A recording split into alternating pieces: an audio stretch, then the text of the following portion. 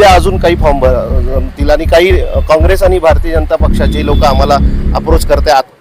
नमस्कार, मी श्याम देशकर. आपण बघत आहे हिंद भारत डिजिटल. केलेला आहे ज्यांनी अर्ज दाखल केलेला आहे. आपल्यासोबत चंदूभाऊ लाडे आहे.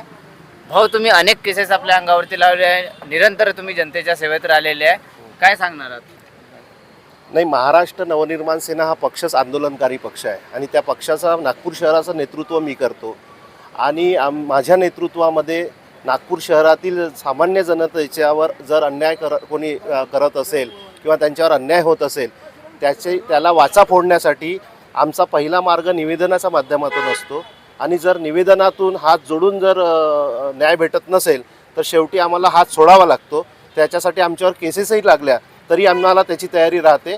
पण ज्या व्यक्तीसोबत किंवा ज्या सामान्य माणसांसोबत अन्याय झालेला राहतं त्याला न्याय आम्ही तो भेटून देतोच.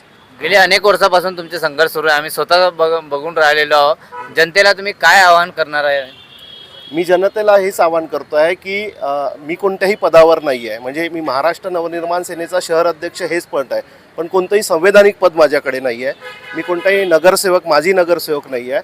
पण असं असतानाही मी सामान्य जनतेच्या विविध प्रश्नावर आवाज उचलतो, विविध प्रश्न सोडवतो आणि साधे रस्ते, नाली वगैरे हे तर खूप साधे प्रश्न आहे, पण याच्यापेक्षाही असे किचकट प्रश्न राहतात ज्याच्यावर कोणताही पक्ष, कोणते राजकीय कार्यकर्ते काम करत नाही, इवन नगरसेवक काम करत नाही, आमदार काम करत नाही, ते विषय आम्ही सोडवतो आणि हे सर्व विषय सोडवूनच आम्ही समोर जातो आहे.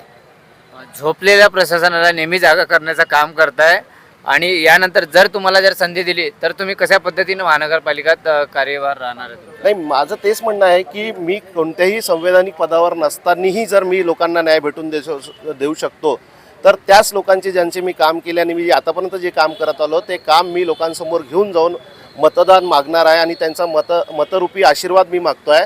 जर मला त्यांनी मतदान करून निवडून आणलं आणि मी जर सभागृहात गेला तर आज जे मी काम करतोय त्याच्यापेक्षा 100% जास्त पटीने अजून जोमाने काम करेल. एवढीच मी मतदारांना विनंती करतो की त्यांनी मला एक चान्स द्यावा आणि त्या संधीचं सोनं करण्याचं मी काम करेन. एकूण आपल्या नागपुरात किती उमेदवार आहे महाराष्ट्र नवनिर्माण सेनेतून? आज आमच्याकडून नागपूर महानगरपालिकेत कमीत कमी एक 10 फॉर्म झाले आहे, जमा झाले आहे मनसेतर्फे.